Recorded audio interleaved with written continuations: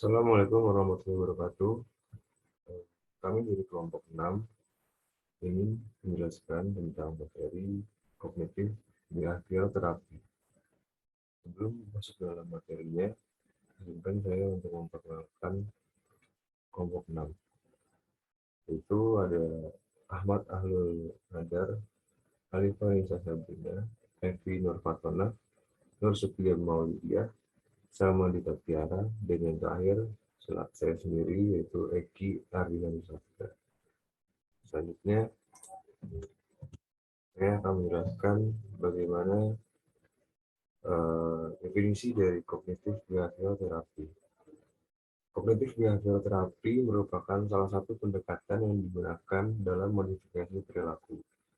Modifikasi yang dimaksud adalah mengarahkan pada tujuan-tujuan untuk memperoleh tingkah laku baru yang diinginkan.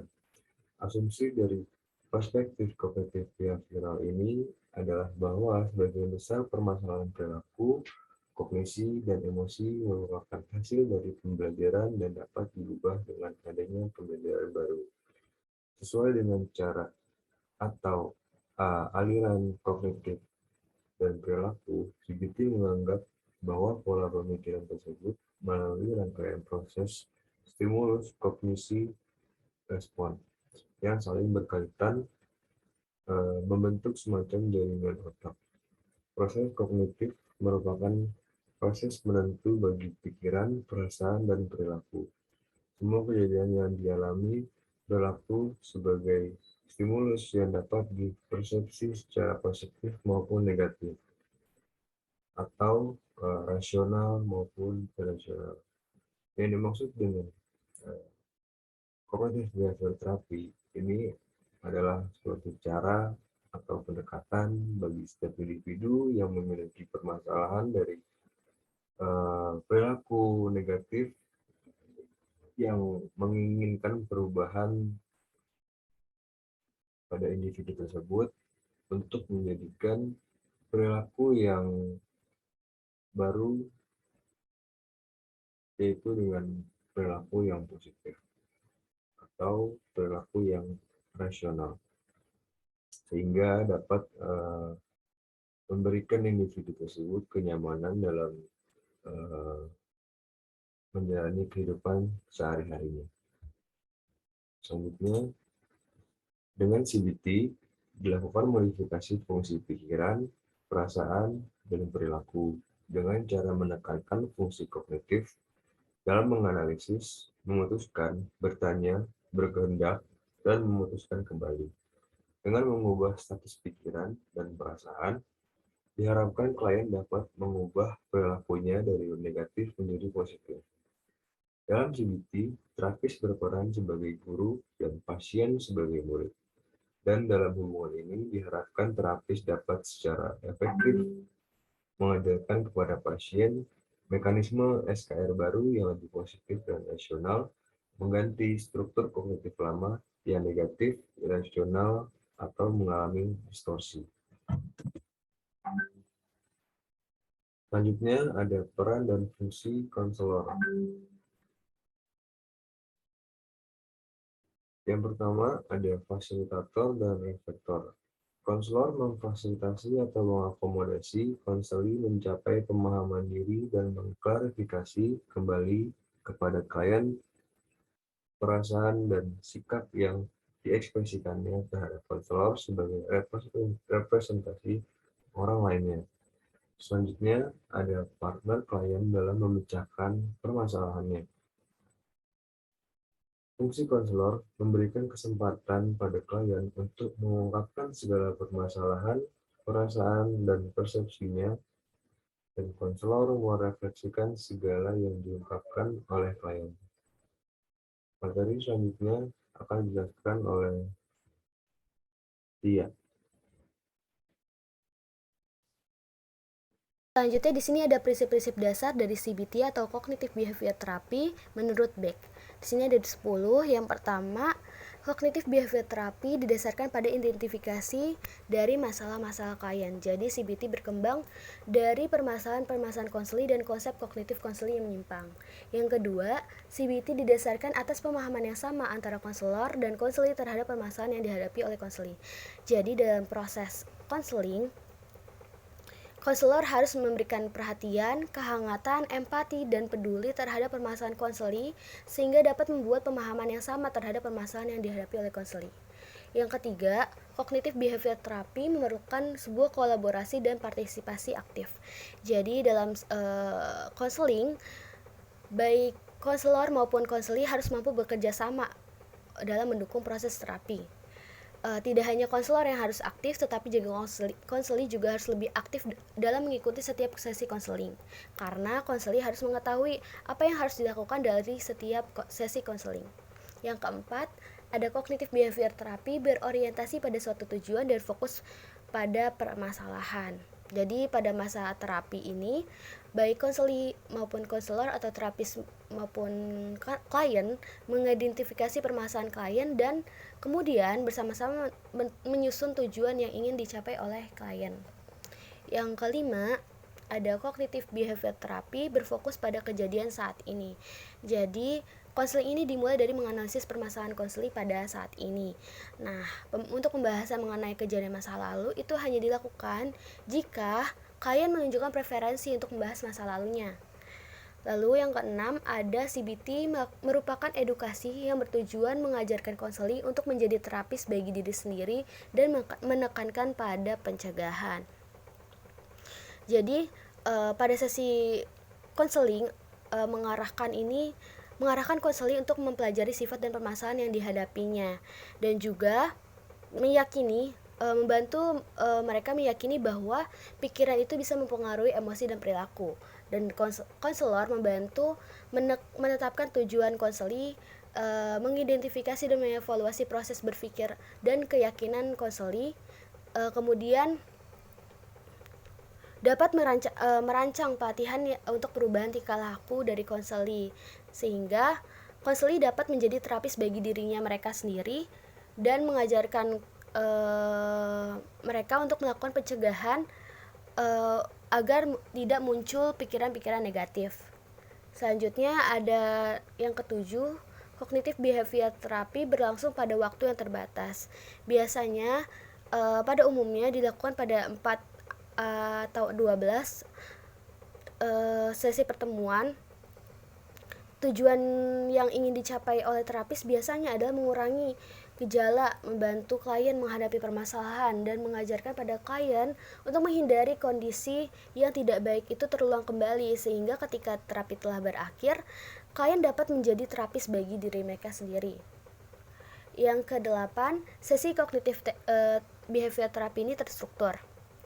Jadi CBT memiliki sesi yang terstruktur agar berjalan secara efektif dan efisien dengan memiliki beberapa sesi. Misalnya diantaranya mengidentifikasi perasaan, pikiran dan perilaku, membuat tugas rumah yang harus dikerjakan, dan lain-lain.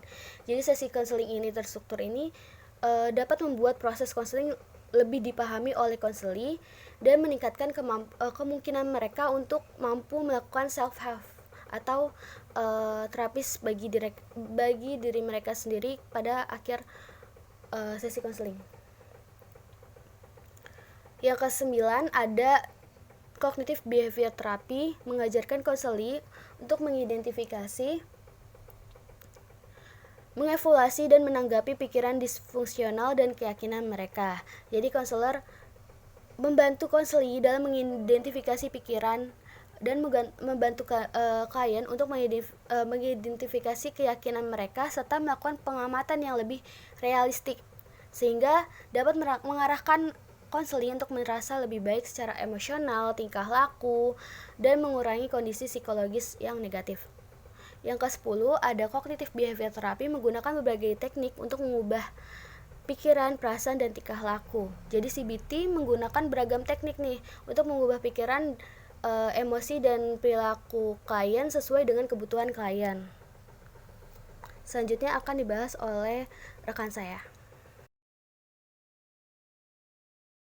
Selanjutnya adalah pendekatan CBT. Pendekatan CBT diarahkan kepada modifikasi fungsi berpikir, merasa, dan bertindak dengan menekankan otak sebagai penganalisa, pengambil keputusan, bertanya, bertindak, dan memutuskan kembali. CBT mengajak individu untuk belajar mengubah perilaku, menenangkan pikiran dan tubuh, sehingga merasa lebih baik, berpikir lebih jelas, dan membantu membuat keputusan yang tepat. CBT membantu konseli dalam menyelaraskan pikiran, merasa, dan bertindak. Pendekatan CBT didasarkan pada formulasi kognitif, keyakinan, dan strategi perilaku yang mengganggu. Proses konseling CBT didasarkan pada konseptualisasi atau pemahaman konseli atas keyakinan khusus dan pola perilaku konseli. Harapan dari CBT yaitu munculnya restrukturisasi kognitif yang menyimpang dan sistem kepercayaan untuk membawa perubahan emosi dan perilaku ke arah yang lebih baik. Dilihat dari pengertiannya tersebut, maka diharapkan apabila CBT diterapkan pada anak didik yang bermasalah, maka akan mampu memperbaiki perilaku seorang anak didik yang bermasalah sehingga muncul perilaku yang terarah dan diharapkan. Penggunaan pendekatan CBT terbukti efektif dalam membantu menangani beberapa permasalahan psikologis individu. Hal ini terbukti dengan adanya hasil penelitian terdahulu, salah satunya yaitu penelitian yang dilakukan oleh Rina Mirza dan Wiwi Sulistianingsih dengan judul Cognitive Behavioral Therapy untuk meningkatkan regulasi emosi pada anak korban konflik Aceh. Model penelitian metode CBT yang digunakan adalah Cognitive Restructuring Methods dengan teknik pencatatan pikiran negatif dan problem solving. Sedangkan untuk komponen behavioral menggunakan relaksasi dengan teknik relaxation via tension relaxation. Penelitian ini menggunakan pendekatan kualitatif dengan metode single case design. Sesi CBT dilaksanakan sebanyak 8 sesi, 6 sesi kognitif, dan 2 sesi behavioral. Pada sesi ini diberikan psychoeducation, problem solving, dan relaksasi. Subjek dalam penelitian ini adalah AG, seorang anak perempuan berusia 12 tahun pada saat penelitian tahun 2013 yang menyimpan kemarahan dan mempunyai keinginan untuk balas dendam kepada tentara yang telah membunuh ayahnya saat konflik di Aceh 8 tahun silam, atau pada saat penelitian tahun 2013. Hal ini merupakan pemicu munculnya ketidakstabilan emosi, sehingga hasil yang diperoleh menunjukkan adanya peningkatan kemampuan regulasi emosi pada subjek penelitian. Pada awalnya, AG memiliki distorsi pikiran yang berlebihan atau overgeneralization. AG mempunyai anggapan bahwa tentara harus bertanggung jawab terhadap kehidupan keluarganya. Namun setelah terapi diberikan, AG memaafkan orang yang telah membunuh ayahnya dan beranggapan bahwa kematian ayahnya merupakan takdir dari Allah Subhanahu wa Ta'ala. Baik, untuk selanjutnya yaitu teknik CBT atau bisa dikenal dengan Cognitive Behavior Therapy. Yang pertama yaitu menata irasional.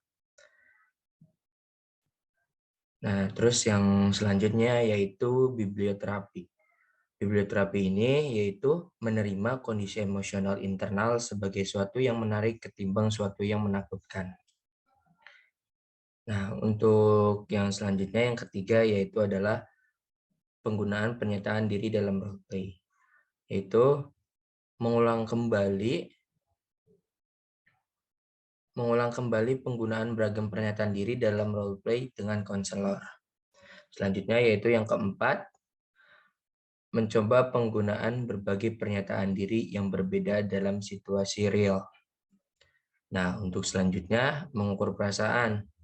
Mengukur perasaan misalnya yaitu dengan mengukur perasaan cemas yang dialami pada saat ini dengan skala 0 sampai 100. Nah, untuk selanjutnya yaitu yang keenam menghentikan pikiran. Nah, menghentikan pikiran di sini yaitu konseli belajar untuk menghentikan pikiran negatif dan mengubahnya menjadi pikiran positif. Untuk selanjutnya, yang ketujuh yaitu desensitization sistematik, yaitu digantinya respon takut dan cemas dengan respon relaksasi dengan cara mengemukakan permasalahan secara berulang-ulang dan berurutan dari respon terberat yang teringan sampai yang teringan untuk mengurangi intensitas emosi konseli. Nah, yang kedelapan yaitu pelatihan keterampilan sosial. Pelatihan keterampilan sosial di sini yaitu melatih konseli untuk dapat menyesuaikan dirinya dengan lingkungan sosialnya. Kita dapat menyesuaikan diri nih dengan lingkungan kita dalam bersosial. Nah, untuk selanjutnya yaitu yang ke-9, assertiveness skill.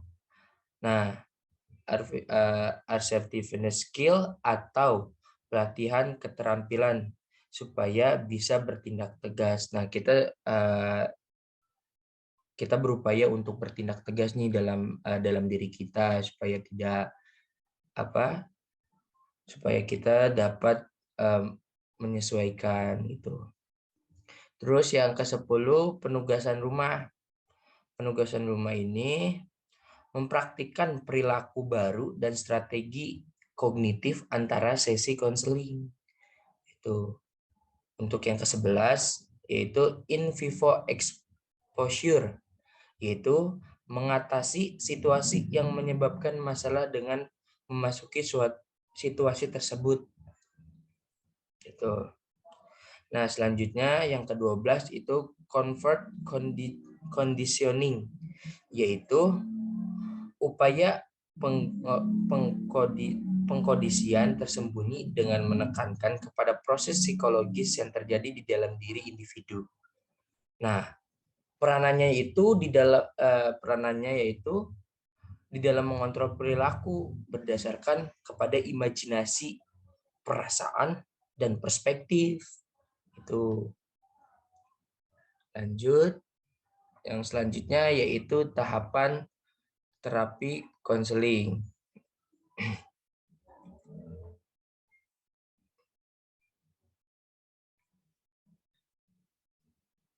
Nah, selanjutnya itu tahapan terapi konseling.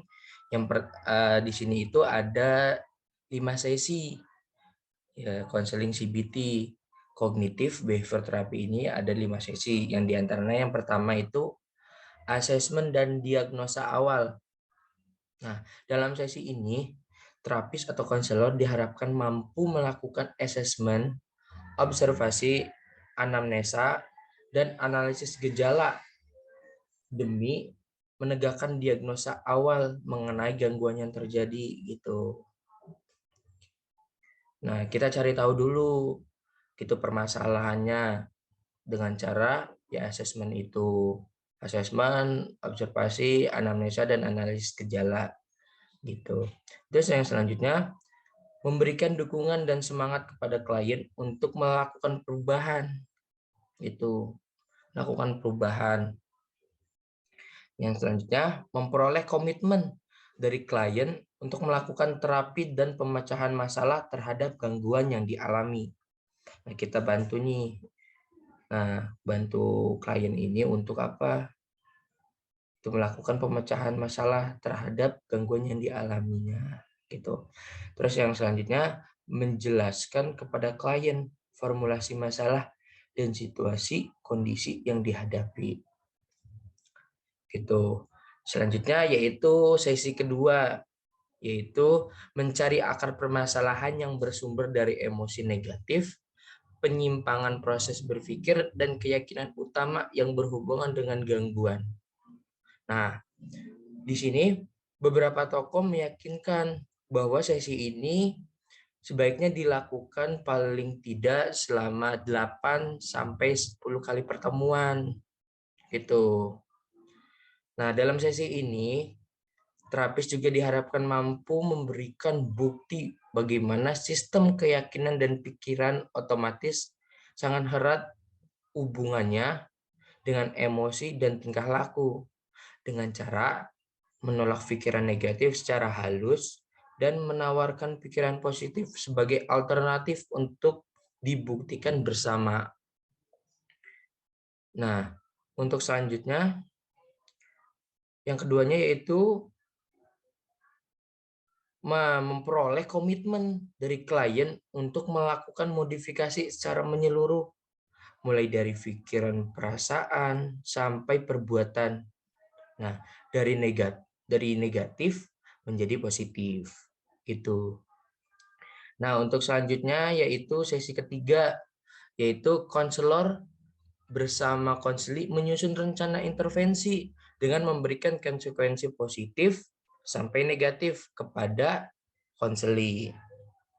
Nah, pada dasarnya, terapis diharapkan mampu menerapkan prinsip-prinsip teori belajar dengan memberikan penguatan atau reinforcement dan hukuman atau punishment secara kreatif kepada klien dan keluarganya sebagai orang-orang yang signifikan dalam hidupnya, itu yang berpengaruh dalam si klien tersebut supaya menunjang terapi tersebut itu.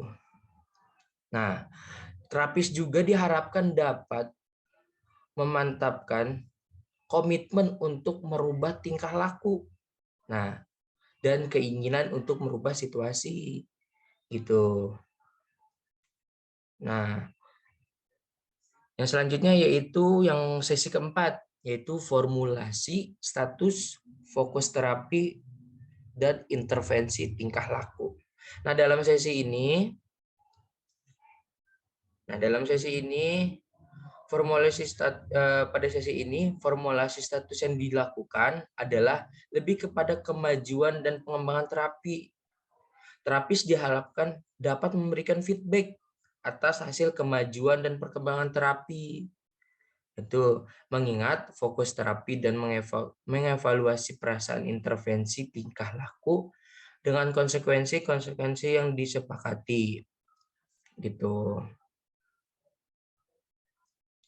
Nah, dalam sesi ini juga terapis diharapkan mampu memberikan dukungan dan semangat kepada kemajuan yang dicapai klien itu, ya kan?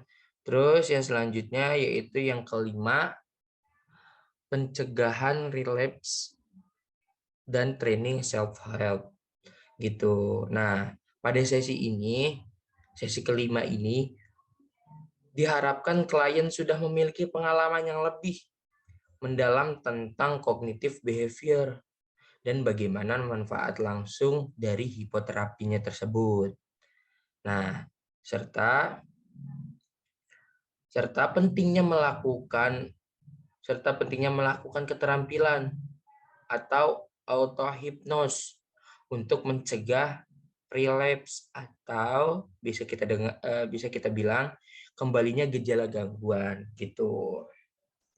Nah, di dalam sesi kelima tersebut, terapis diharapkan mampu memperoleh komitmen klien untuk melanjutkan terapi dalam sesi yang lebih jarang dan melakukan metode self-help secara berkesinambungan. Nah, yang kedua itu, terapis juga mampu memperoleh komitmen klien untuk secara aktif membentuk pikiran, perasaan, perbuatan positif dalam setiap waktu gitu. Itu aja gitu loh. Nah, baik, untuk selanjutnya akan dilanjutkan oleh rekan saya.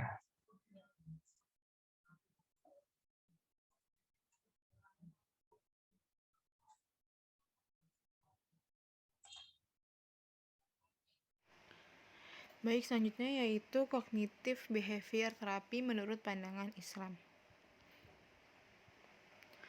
Religious Cognitive Behavioral Therapy merupakan pendekatan terapi secara manual yang dirancang untuk membantu para individu dalam mengembangkan pikiran yang positif dan mengurangi pikiran yang negatif melalui keyakinan, praktik, dan agama yang menjadi sumber utamanya. Studi intervensi telah menemukan bahwa mengintegrasikan keyakinan spiritual dan agama konseli dalam terapi cukup efektif dalam mengurangi berbagai masalah seperti depresi. Konseling menurut Hamdan Bakron Azaki merupakan suatu proses bimbingan, pelajaran, dan pedoman kepada konseli yang meminta bantuan dalam hal bagaimana mengembangkan potensi akal pikirannya, kejiwaannya, keyakinan, dan keimanannya. Konseling Islam pada dasarnya memiliki tujuan untuk membantu para konseli agar memperoleh pencerahan diri dalam memahami dan mengamalkan nilai-nilai agama Islam melalui uswatun hasanah, pembiasaan pelatihan, dialog, dan pemberian informasi yang berlangsung sejak usia dini sampai dewasa. Dalam kognitif behavior terapi berbasis Islam ini, pelaksanaan intervensinya menggunakan sumber utama agama Islam, yaitu ayat-ayat suci Al-Quran dan hadis.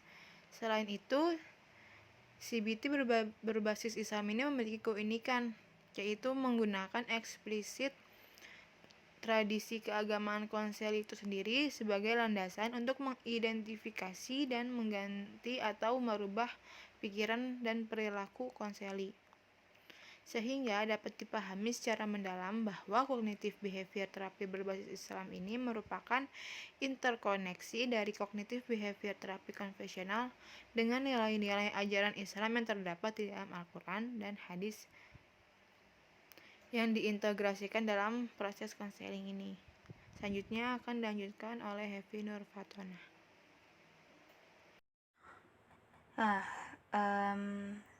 Dilanjut, di sini ada modifikasi dari kognitif behavior terapi. Jadi kognitif behavior terapi ini ada modifikasinya untuk konseli seorang muslim. Itu bisa menggunakan religius terpadu terapi kognitif atau terapi kognitif behavior berbasis Islam. Nah, terapi ini itu dirancang untuk membantu para konseli dalam mengembangkan pikiran positif dan mengurangi pikiran negatifnya. Yang menjadi sumber utama dalam terapi ini itu keyakinan dari konseli, terus praktik, serta agama. Nah, terapi ini juga bisa mengurangi berbagai masalah. Contohnya itu depresi. Lanjut. Nah, pada dasarnya terapi ini itu menggunakan teknik yang sama kayak terapi kognitif behavior yang lain. Cuman yang ngebedain itu di terapi ini tuh dia ditambah unsur-unsur keislaman. Nah, sumber yang dipakai dalam terapi ini itu ada ayat-ayat suci Al-Quran dan hadis. Itu sumber utamanya. Dan uniknya dari terapi ini itu dia menggunakan keyakinan atau tradisi keyakinan keagamaan atau tradisi keagamaan dari si konseli. Jadi bukan yang pokoknya menyesuaikan si konseli gitu. Karena kan di sini modifikasinya untuk seorang klien konseli muslim. Jadi penggunaan keyakinannya ya keyakinan kepada Allah Subhanahu wa taala.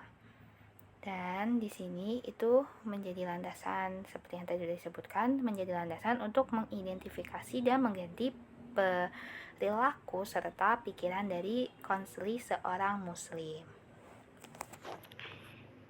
Ya, sekian yang bisa disampaikan atau yang bisa dipaparkan oleh kelompok kami mengenai kognitif behavior terapi.